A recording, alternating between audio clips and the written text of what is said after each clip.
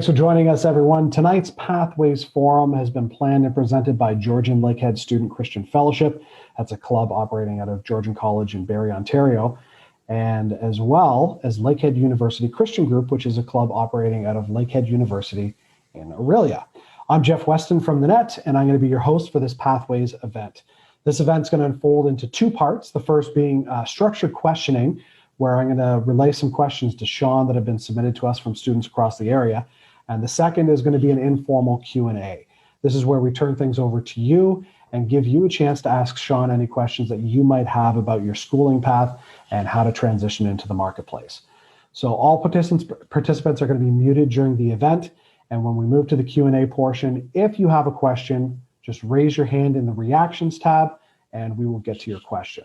Now, before we jump into it, our guest is Sean Elliott. He's the Regional Associate Director of Work Integrated Learning with the Central Region for CEWIL Canada. And a little bit about Sean, he has an extensive work history with work integrated learning programs in higher education, high school, and community employment settings. And within the college sector, he's worked as an employer relations co-op consultant, an international co-op and career consultant, a student admissions recruitment specialist, an employer and community liaison, a pre-apprenticeship program facilitator, and a student co-op consultant. Those are just his jobs. This guy's been everything. He also has an undergraduate's degree in human services, a grad certificate in career development, and is currently a candidate for Masters of Education in Student and Affairs. Sean has also championed programs for underrepresented and marginalized community groups. And on a personal level, I have had the opportunity to know Sean for about 2 decades now, and his wisdom and knowledge have always been a significant benefit to me. And I'm excited for him to be joining us tonight to just let us dip our toes into the wealth of knowledge and experience that this guy has. Sean, it's so good to have you here.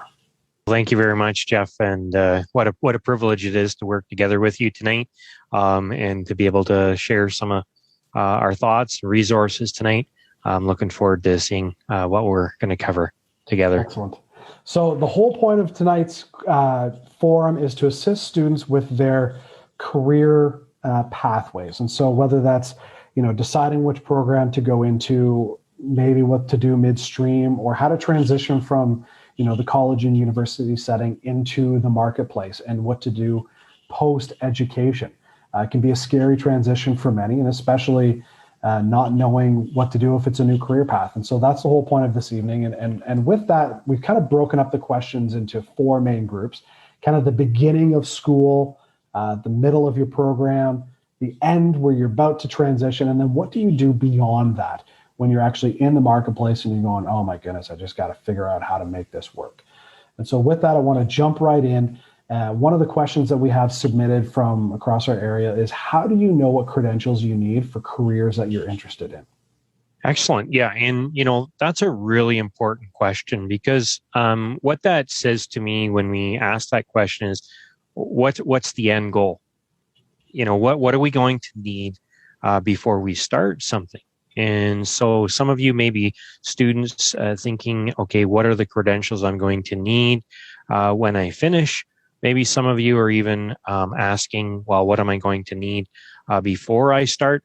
But there's a lot of different ways you can find out what the credentials are, whether it be job postings, labor market information, career profiles, industry association reports, things like that. If you have access to the student portal with Georgian College, one of the things you can do is you can actually go to the career pathways information for your program on the student portal. It's actually found under labor market information by the program. So if you go to the student portal and you look up labor market information by the program, you'll actually be able to see some really detailed information. If you don't have access, you can also send an email to careerandcoop@georgiancollege.ca, and you can ask for the labor market information sheet on your program. So for an example, if you were to take something like the engineering technicians and technologists, there is the Ontario Association for Certified Engineering Technicians and Technologists, which the acronym is OSET.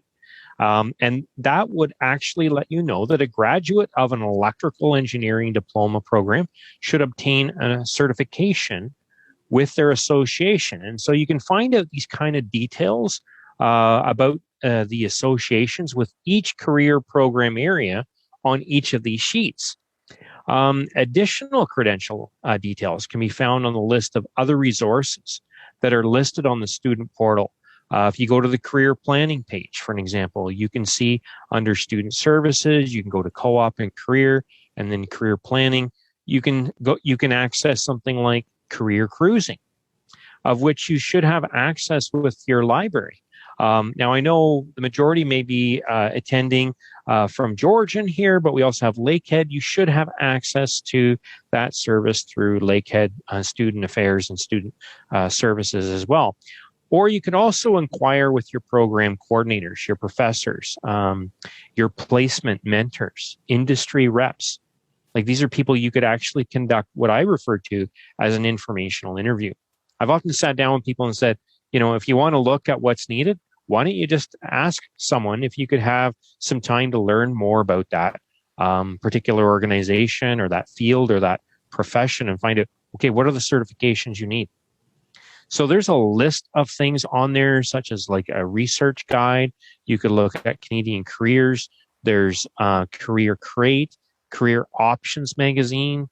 There's just a whole resource of information. International students, there's particular resources that you might want to look at as it pertains to what they call the NOC codes. Right. So the NOC codes refer to the National Occupational Classification System for Canada. And so you can actually see how different jobs are listed under the NOC code. And they'll also list different types of certifications that you need for that field. So those are all really important resources that you can use. And I could go on with more depending on the field that you're in. But I know Jeff has a lot of other questions that we want to cover tonight as well. Yeah, I do. That's great. Thanks so much, Sean. And for people who have already had schooling and are thinking about switching their career and going a different path, and I realize this question could probably be asked at the end, but how do they get started with a new path? Can they transition their schooling into a new educational certificate, whatever it might be? How would they make that transition? So, Jeff, if I could just clarify, are you talking about people that are already in an existing program and now they're thinking of something else? No, somebody who's finished a program, say they've taken a Bachelor of Arts and now they've decided, look, I don't want to do anything around that. Well, I want to go into business administration. So how can they make that transition and use their prior schooling to advance into the new career path?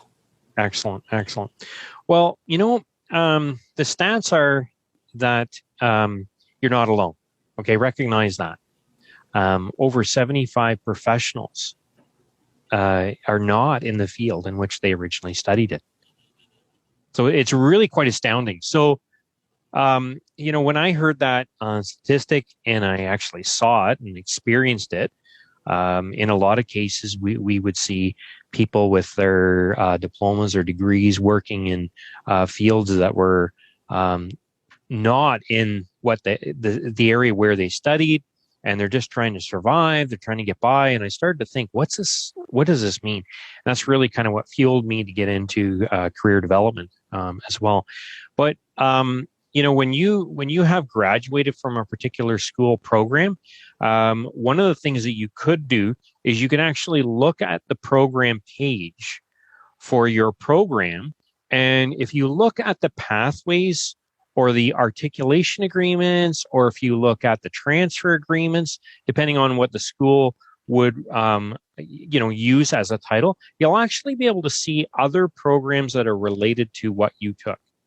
So at Georgian, for an example, on the program page, it actually has a whole lot of other schooling programs that you can go into under the tab that says Pathways.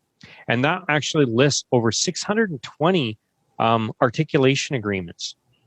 Now, if let's say you graduated from a Bachelor of Commerce, let's say, for an example, or a Bachelor of Management, and you wanted to go to another institution. You could pick any institution in the world, and that institution would then look at your transcripts, they'd look at your prior credentials, what you've completed, and they would do an assessment based on what you did in the previous school to determine whether or not you could achieve what they call advanced standing in starting a new program. So if you wanted to go on with further schooling, that's one thing you could do with any school. But if that institution has what we call an articulation agreement, that means that school has already established a transfer agreement with another institution. And so you can actually do a block transfer of all your credits into another program. So often when a program kind of lines up in the same area, like let's say if you're going from, say, business accounting up to a Bachelor of Commerce, it's relatively a similar type of field. You can actually get an advanced standing. Now, in terms of careers, if you're wanting to transfer into something completely different, what I say is often look at the transferable skills. Look at the things that you can use from your previous schooling, your previous work experience, and build on that. You know, many times when you're in the job, in that particular career, people will say, well, what do you have? Oh, well, I have this degree, or I have this diploma, or I have this experience. They're not necessarily going to ask, okay, well, how did you do in all of your assignments, and what were the marks you got? It's not common that those are the questions that are going to come up. So in a lot of cases, having the foundation of your diploma or your degree or your certificate or whatever you've taken is still a very valuable foundation for you to build on and wherever you go. So another thing that I would say is, Jeff asked the question about, okay, what do you do? What do you do with this, transition? What does this mean? And one of the things I say is work through some kind of career exploration and career planning process. Okay.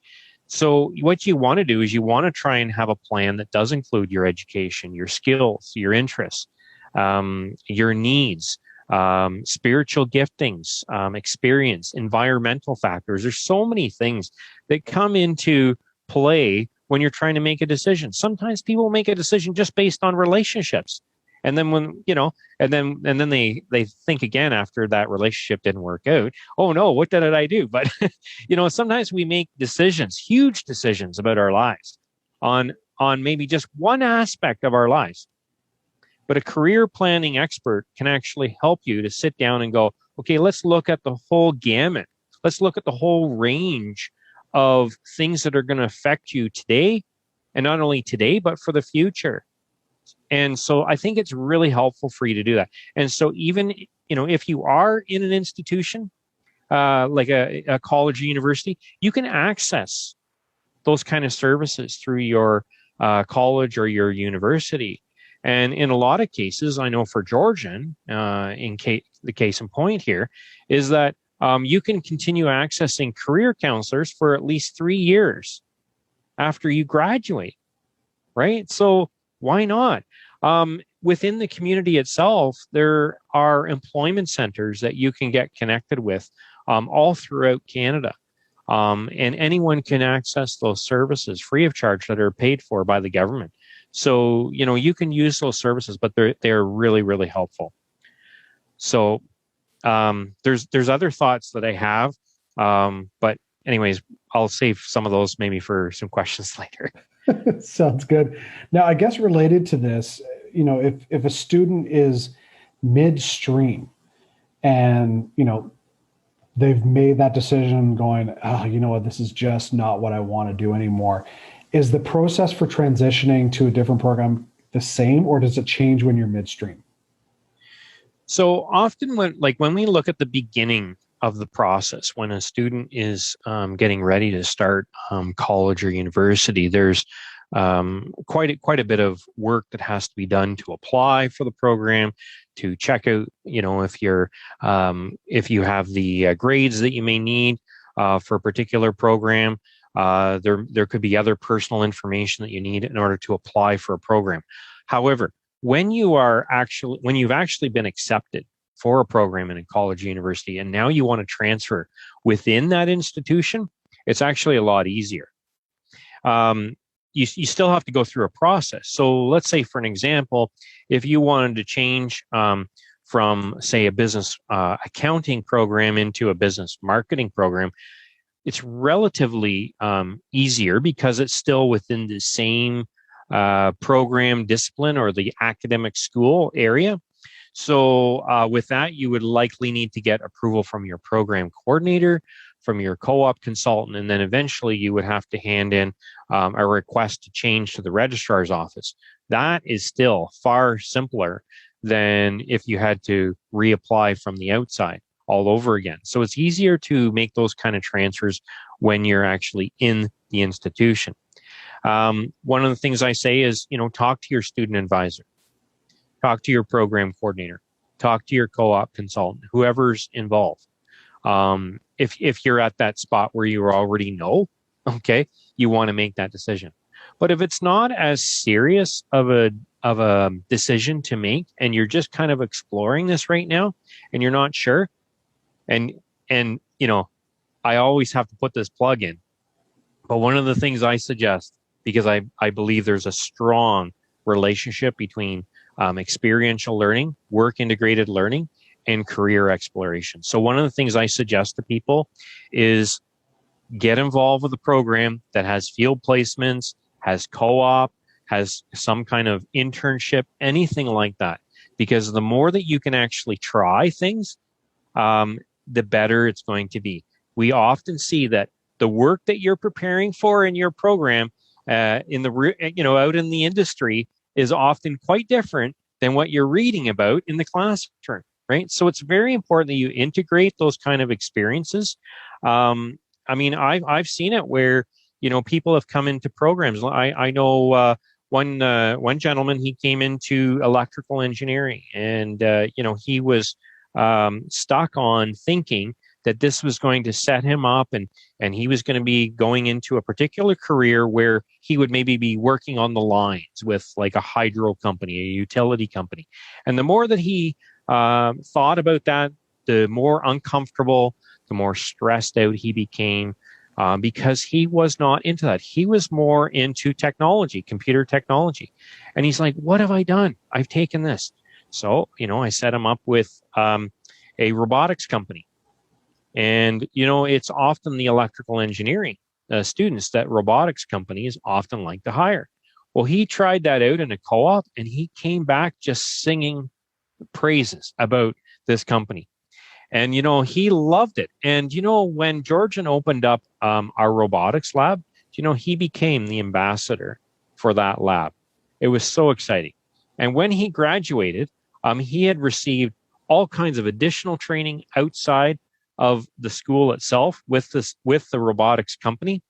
And in the end, when he got hired by the same company that he had done his co-op with, he actually did a whole year in China operating or sort of coordinating their operations in China because of how much he had learned in his field. So, sometimes you think, oh, well, I should maybe make a transition. But before you do, why not try something that maybe is kind of related to the field to see if that really fits for you? Because sometimes what you're studying, there could be another way that you could use that and build on your skills or build on your specific interests. So try these things out. It's really, really helpful. That's exciting. So we're chatting with Sean Elliott. He's the Regional Associate Director of Work Integrated Learning for the Central Region with CEWIL Canada. If you're just joining us, we are going through a series of questions about how to navigate schooling and eventually transition to the workforce. Now, Sean, with that, you're talking about experience and co-op, and we have this two-part question that was submitted, and it's what do you do when you have no experience, but every job requires experience, and how do you get that experience, especially when unpaid positions are not an option? And I think, Jeff, that is amazing segue for us to continue building on the importance of experiential learning. And it was interesting. I posted something earlier this week where there was a young baby sitting or a young toddler, sorry, sitting on the couch with his HTML book. How do I get experience? And he's starting off with a board book on HTML. How do you get experience if no one hires you? And if no one hires you, how do you get that? It's that catch-22, right? And it's that experiential learning and that work integrated learning that I believe is the most important way to gain experience in your field of training. Actually, in Canada, CEWIL Canada identifies 3 types of experience that's tied to education. Georgian College, in particular, actually supports 8 out of these 9, which can include things like applied research projects. These are often things that you can get involved with through your professors, through your program coordinators, or even just connecting with your research center at your institution. Apprenticeship is another way where you're, you've got an employer who's agreed to take you on and train you along the way. Co-op work terms, so that you've learned a certain amount of academics, and then you go out and you work for a semester, then you come back and you're going back and forth. So it's that sandwiched experience with academics. Entrepreneurship, starting your own business. Do you know that at Georgian, for an example, we have the e-co-op program, we have the Henry Bernick Entrepreneurship Center, we have the Center for Innovation and Social Changemaking. All these are opportunities where you can build on your entrepreneurial skills, either in 3 phases. Maybe it's just an opportunity for you to go through the ideation and you just want to kind of look at some ideas and do some research. We'll support you with that. Maybe it's you've already got a business idea and now you want to implement it. You actually want to start putting that business into practice. We can assist you with that. Maybe it's you've got a business that's running and now you just want to take it to the next level. Maybe you want to, work with some angel investors and things like that. Georgian has connections with those kind of investors that want to be a part of that, taking your business to the next stage. Maybe it's a field placement.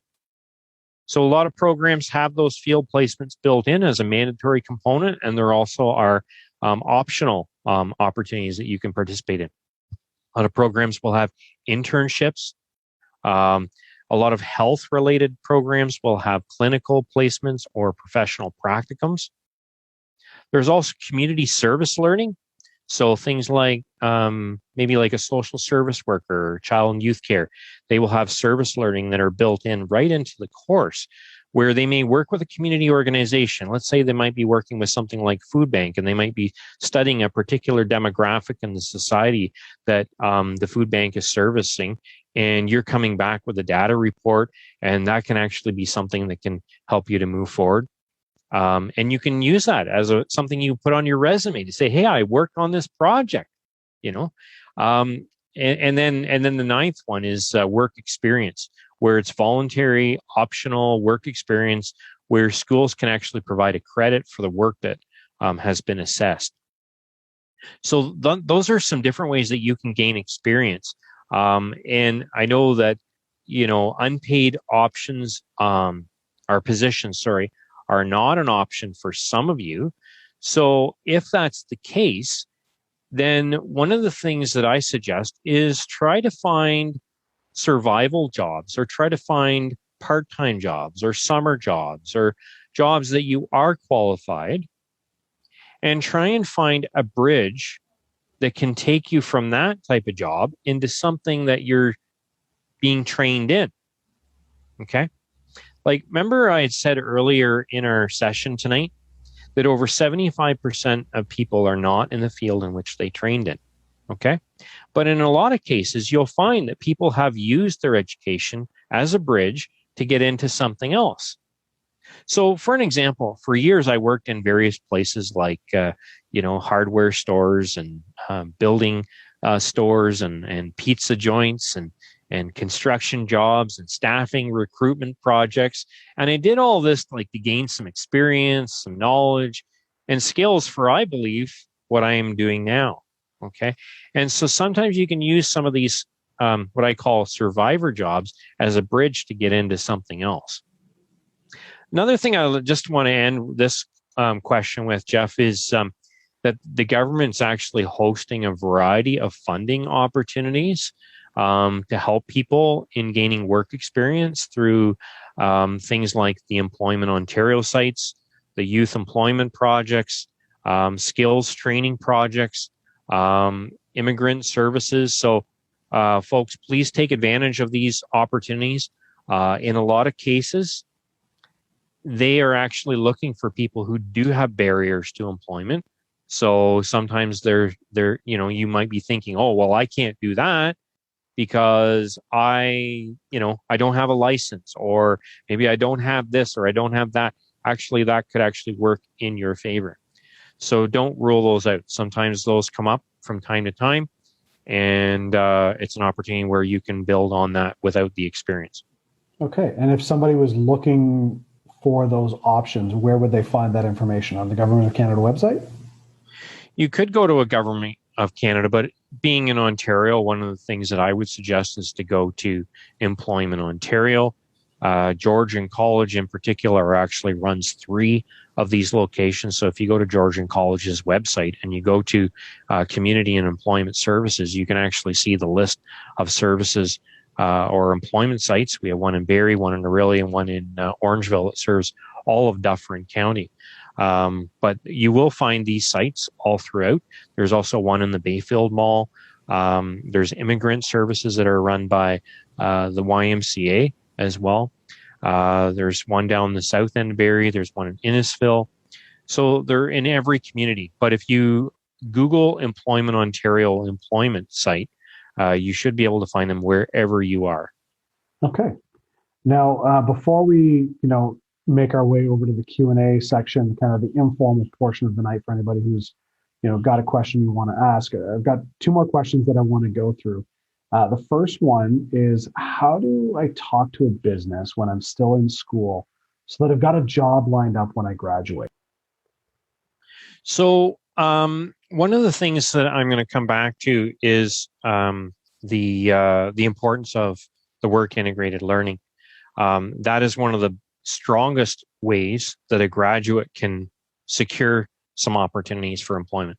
Matter of fact, most of the post-secondary institutions now have come out with a lot of research that backs that up to say that employers who are saying, well, we're really having a hard time finding the right type of people for the jobs that we need to hire for. So it's this dilemma that we find ourselves in Canada. And if you Google it, you'll actually see there's a lot of good reports on this. It's called People Without Jobs and Jobs Without People. And it actually demonstrates that, employers are having a hard time filling what they call their talent pipeline. And so the way to get around that within industry is for them to make stronger investments into co-op and internships and field placements and things like that. So now, for an example, Georgian has over 84% of our grads are actually returning to their former co-op employers and field placement employers. So that's really important. Okay, but if that isn't part of the experience that you have, then there are other ways in which you can make an impression with an employer as you're preparing for your graduation. One of the things that I've suggested for years is to look at trying to conduct some informational interviews with employers, where it's not like you're sitting down and say, okay, well, now we're going to interview for this job. What do you know about the job? Can you tell us a little bit about your work experience? But it's more of, can you tell us about, the kind of work you do? And can you tell us about, with your company, how did you get into this field? People, if you ask it in the right way, people love to talk about the kind of work that they do. And so that's a great opportunity to be able to do that. Now, one of the things that I've suggested for years is the importance of the hidden job market. So if you were to think about an iceberg, like think about the Titanic. Is this too old if I bring up Titanic, Jeff? No, I know who Leonardo DiCaprio is. It's all good. No. So anyways, if you think about an iceberg and specifically the iceberg that sank the Titanic, okay, over 75% of that iceberg was actually below the water. They couldn't see it. So if you compare the hidden job market to an iceberg, it's like they say over 80% of the jobs that are secured by professionals these days are found in what we call the hidden job market.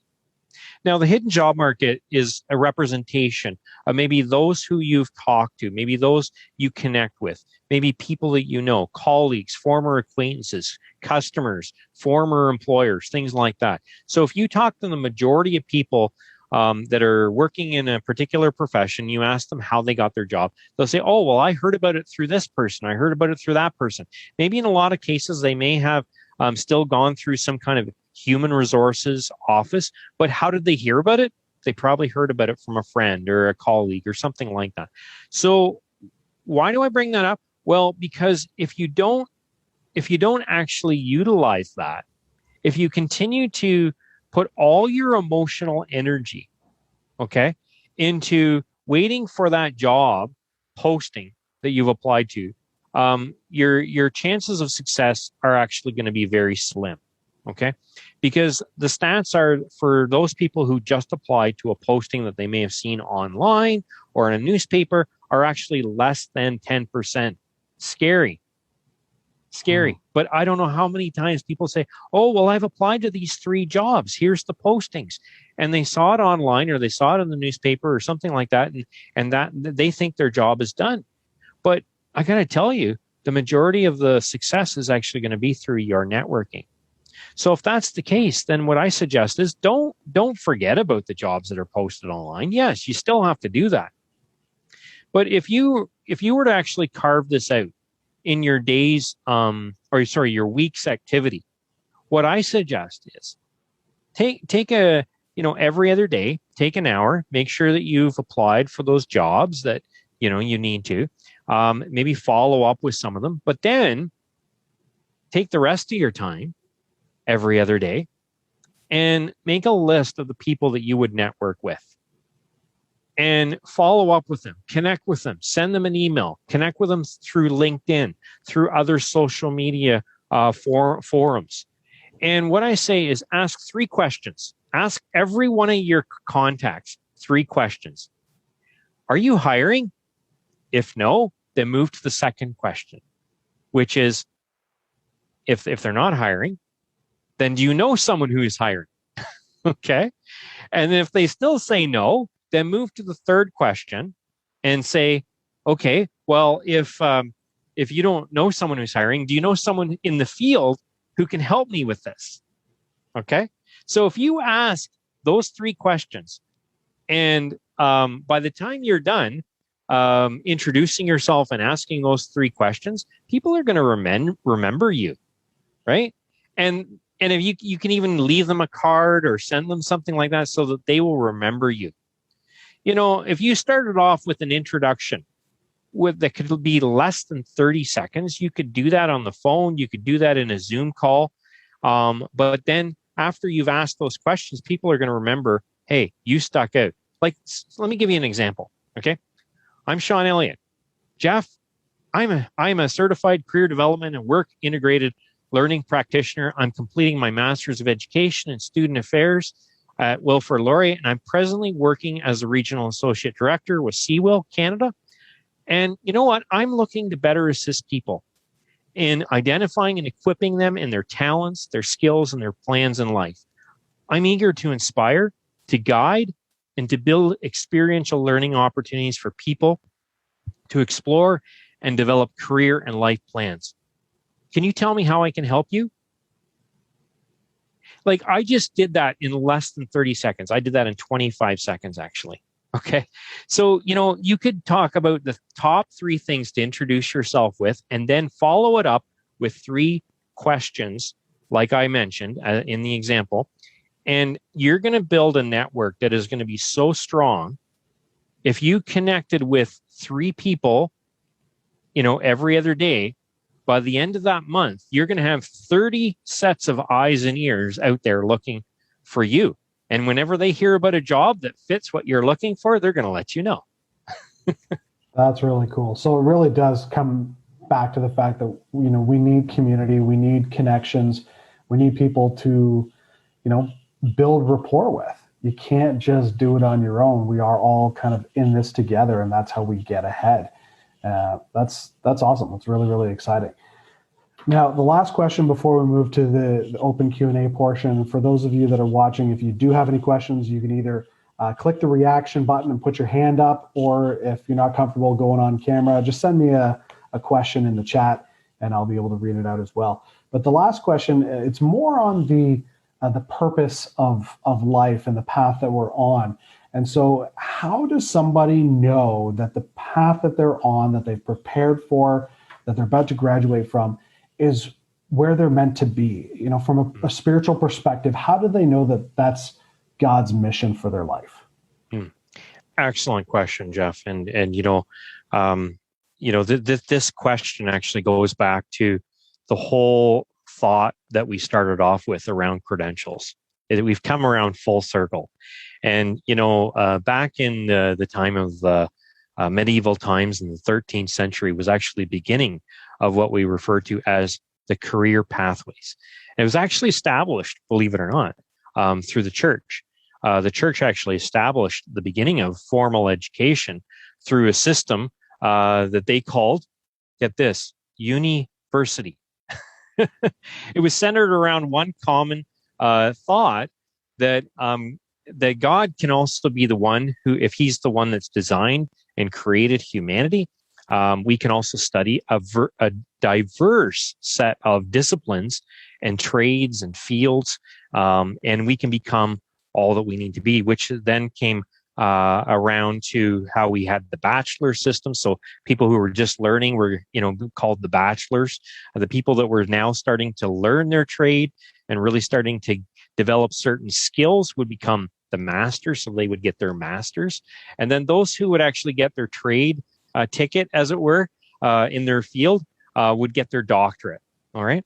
But one of my favorite books, Jeff, that I love, it's almost like a Dr. Seuss kind of title for me. Okay.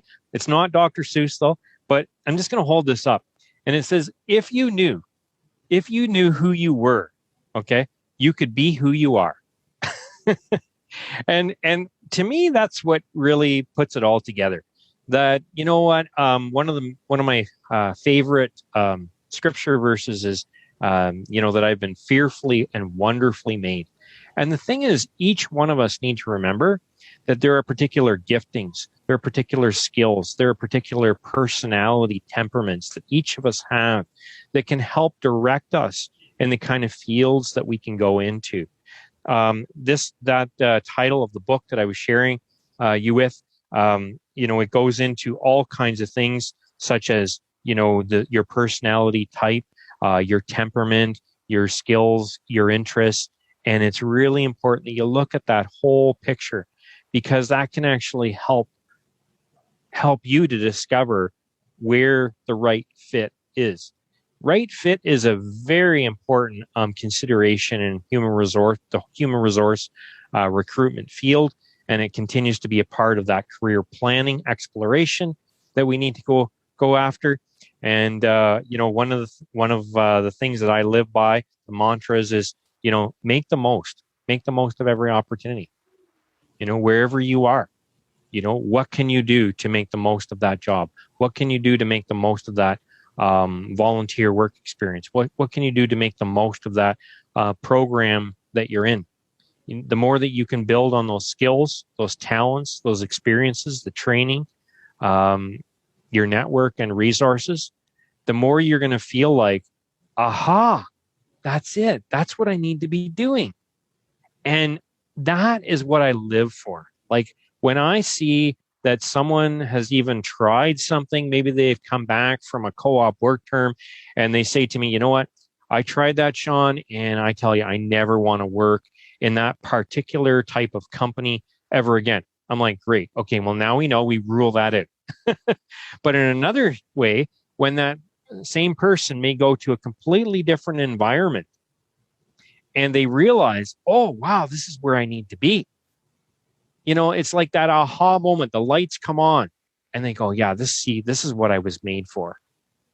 And it's so exciting when you get into that position.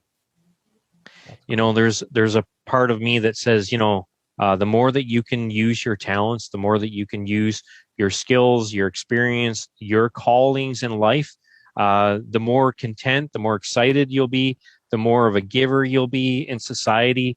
And that whole word vocation actually carries with it the thought that there's a calling. There's a calling to many areas of life.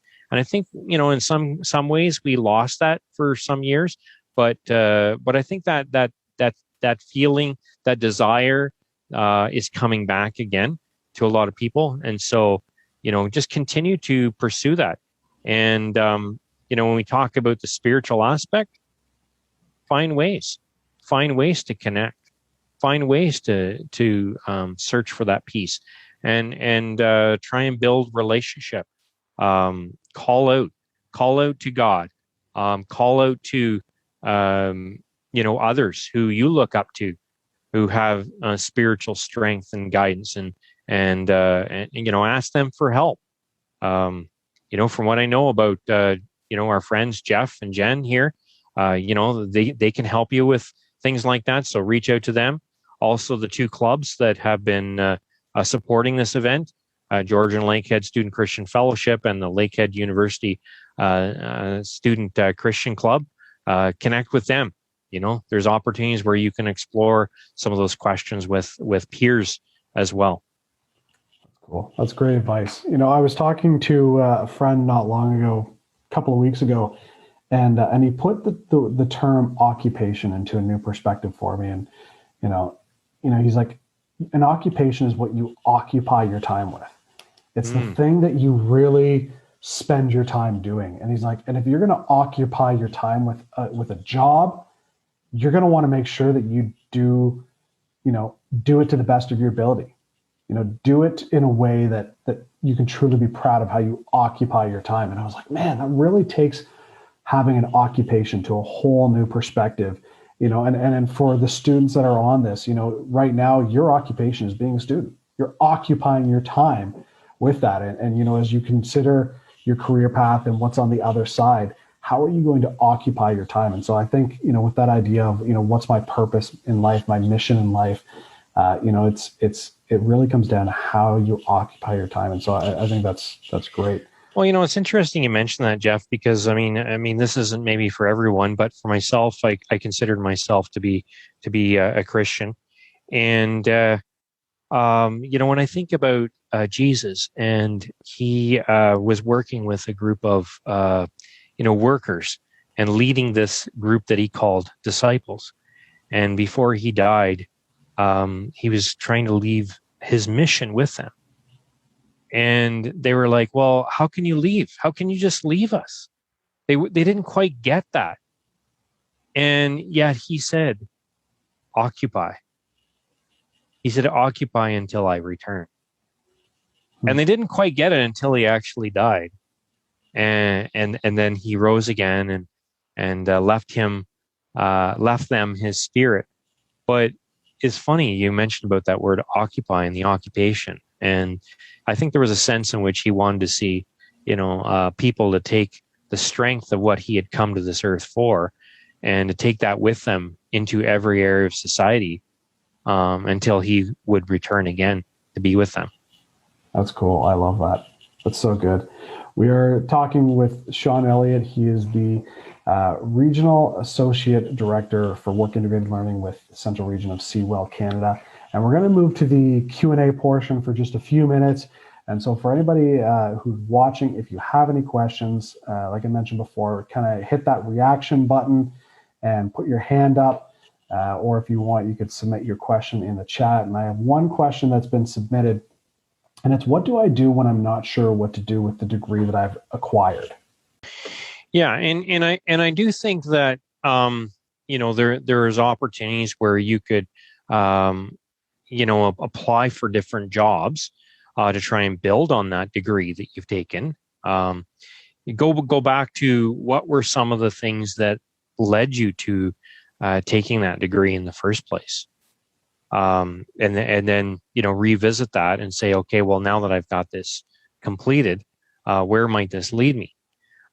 Maybe in some ways, when I've had that discussion with people who have been in that position, well, their life has changed. Their interests have changed. They realized that the program wasn't exactly what they thought it was when they started. Okay.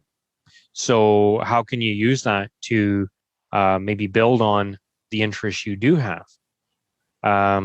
Or is there possibility that you could use that degree to get a graduate certificate or go on for graduate school or add other training to that in an area where you are interested in going into, right? But yeah, I think there's a lot of things that you can do to build on that. It's not a waste. Education's never a waste. You just have to figure out what's the best way to do that. I remember when I had to, work on that and I had this degree, but I was like, okay, but I'm not in the field where I'm supposed to be. Okay. So I had to keep working, but plus had to pay off the student loans. Yay. And so it was making it even harder because in order to get into the field that I had been trained in, it would likely mean that I would have to take, quite a lower pay, or I would have to maybe even volunteer to get into that. So, what I did was I found other work to, provide for my means. And then I found ways to volunteer, or I found ways to do things on a part-time basis on the side in the field in which I had, first trained in. So, you might have to look at, your 1 year plan, your 3 year plan, your 5 year plan, and realize that those kind of goals and those plans may change and they may have to keep changing. But move forward. Just don't stop. Don't give up. I mean, it is tempting. It is tempting to give up because you might go, oh, well, I've invested all this money, this time, and this degree, and now look where it's got me. And now I'm working in this dead end job. Well, hey, have you talked to your supervisor about opportunities to move up? Have you talked to, other colleagues to see if there's other companies or other ways you could work with subsidiaries or, so that you never know, right? But sitting there going, oh, wow, I'm just going to give up. That's not going to get you anywhere. Right, for sure. Okay, now we have a question from Jason, and I think it's kind of related to that same idea of not knowing what to do, but in this case, it's more so near the end of the program. And so the question is, I've taken a general focus course and I'm nearing the end of my program, but I'm no closer to deciding my career path. How can I narrow down my options so that I can focus on the right career path? And I know that, Sean, you've already mentioned, you try different co-ops or, talk to, your program coordinator, et cetera. But as I read this one, it says I'm nearing the end of my program. So I'm thinking the opportunity to do those exploration options have passed. And so it's kind of like maybe the last semester, there's not a lot before them. So what can they do in that kind of do or die scenario to really narrow down where to go? Well, I mean, unless you're prepared to divest yourself or invest yourself wholeheartedly into a job search to explore, what's out there in the field that you're training in, then start thinking about another program. Start thinking about another program that you could add to that. One of the things I mentioned earlier was going on to your program page and seeing what other kinds of pathways are related to your program area. If it hasn't become clear enough to you by the time that you're getting close to the end of where you're going to work, then you may want to take another program until it does become clear, because building those connections and making those building those relationships and those experiences in the workplace are really valuable, and that's what can kind of pave the way for you. If not, then give yourself some time on how long. Give yourself a bit of a deadline to say, okay, well, once I graduate, I'm going to give myself another year to see, how long it's going to take for me to get something directly in my field. And if that doesn't work, then I'm going to start looking at other things. Right. Okay. So give yourself a plan, but give yourself a backup plan too, Right. to try other things. But in the meantime, explore the resources that are available to you. There are some organizations, for an example, that may have like graduate pathway programs. So for grads that, could start with a company and they might get a 8-month contract or a 10-month contract or something like that. Explore the opportunities with your career center, with your student services. Get involved with your alumni and graduate association. You'd be surprised how many opportunities can come up just because of who you know through the grad association. So try those kind of opportunities as well. And then if that doesn't work too, there's also the number of employment centers, career centers, and other services that are available in your community. Okay, awesome. Thanks so much. Now we do have a question. How do I reflect my skills when trying to get a job after graduation? Because I feel like I wasn't able to do that through school or show my teachers what I'm capable of because of COVID. And obviously, right now we're in this time of COVID where people are limited on what they can access. And so, this question that's submitted, I think it really comes down to being able to show what you're made of, show what you can do when all you've got is a webcam in front of you. So how can somebody really capitalize on that after grad to show this is how amazing I am? Okay. I would suggest looking at ways that you can communicate not just what you did, but why did you do it and what did you accomplish? So let's say, for an example, you had to do a particular project or assignment, research project in one of your courses. Don't just say, oh, well, I completed my assignments, but maybe describe what you did with that assignment. Oh, I actually conducted this particular research on electromagnetic field. And by doing that particular project, I discovered that, it operates in this particular way. And as a result of doing that project, I was actually able to help the rest of our students, the rest of my colleagues in class in moving forward. Or maybe, I was able to provide a resource material to the professor that could then help students, that came into the class the following semesters. So focus on the kind of accomplishments that you achieved while you were in school, maybe even doing projects, right, within classes. Or are there other things that you did with your part-time jobs or volunteer work or other things that you were involved with? The more that you can bring that out, the better it's going to be. So many times when I look at resumes, especially having worked as a recruiter for different companies, I'll often see resumes that are almost repeated, one after the other, one after the other, one after the other, where it's just like they just basically took the job description off the job posting and said, okay, here was my job description and I did it. I did the job. That's basically all they're saying. Well, instead, turn that around and say, okay, well, you did the job, but how did you do that job?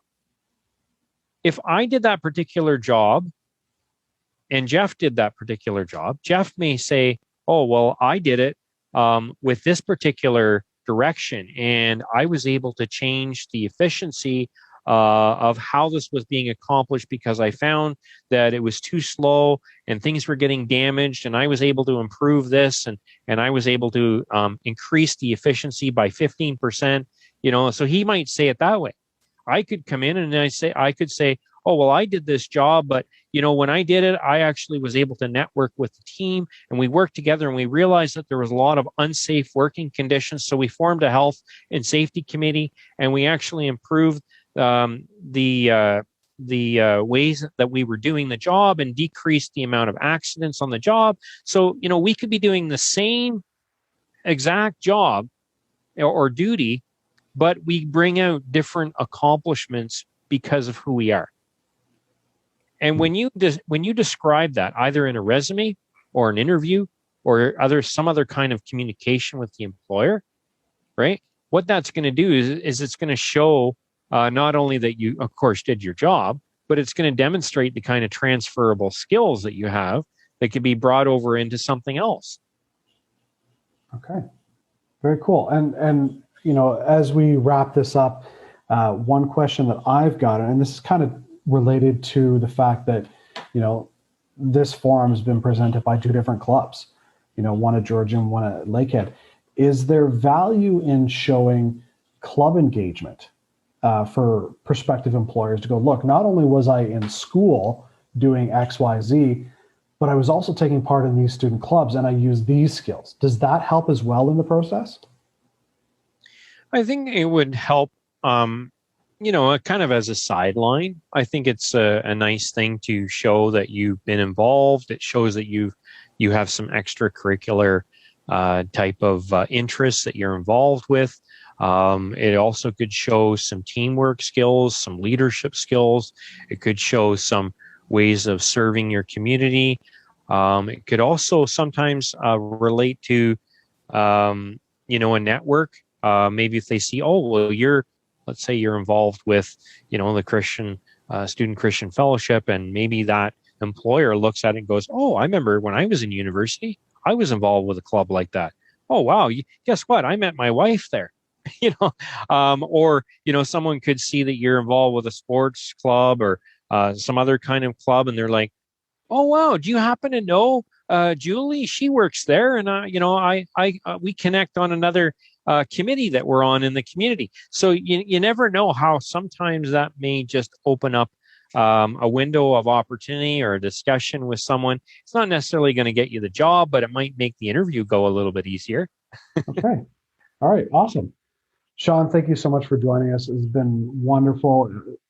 Sean Elliott, as I mentioned before, he's a Regional Associate Director of Work Integrated Learning with Central Region of CEWIL Canada. We're so excited to have you here and speak to us and share your knowledge and wisdom. Thank you so much. Just before we shut down, do you have any parting thoughts or wisdom or nuggets of gold you want to share, or have you laid it all out on the line? Well, I think just maybe one parting thought that I would share is just that, I often say when I'm sharing my story about how I got to where I am is little did I know. Little did I know. And, so I guess with that is I just want to encourage each and every one of you to just, keep making the most of every opportunity that's in front of you. Even if, you're in the middle of a school program and you're not sure what that future looks like. And that's okay. Don't get scared. Don't get worried about things, but just make the most of where you are now. If you're a student, make the most of being that student. And the more that people see how you, dive in and give your all in that situation, you never know, little do you know, how much that might open up opportunities for you. When I was in university, I gave myself wholeheartedly into a particular area. I ended up getting involved in serving the community. One of my professors came along and he said, "Hey, you know what, Sean? You're really making a difference in the community. Why don't we give you a field placement credit for that?" And from that actually opened up an opportunity for me to work on a research project, which then opened up another opportunity for further job opportunities to work with the government later on. So little did I know, right? So, and now I sit in this position right now with CEWIL Canada, where I'm representing most of Central Canada with colleges and universities in our nation. And, when I started into this, I was thinking to myself, well, I've worked in so many different areas in the college. They probably won't like that. But actually, it worked the other way because of the fact that, I had so many different projects and so many different roles. It actually helped so that then I could provide a better, well-rounded experience. So like I'm saying, just make the most of every opportunity that's in front of you. because little do you know where that may take you down the road. It's all the best, folks. Awesome. Love it. Thanks so much, Sean. This is our Pathways Forum. It's been presented by Georgian Lakehead Student Christian Fellowship. You can find them on Instagram at Georgian LSCF and as well Lakehead University Christian Group. They're on Instagram also at LUCG_Aurelia. I'm Jeff Weston. I'm with The Net. You can see us on Instagram at thenet.link.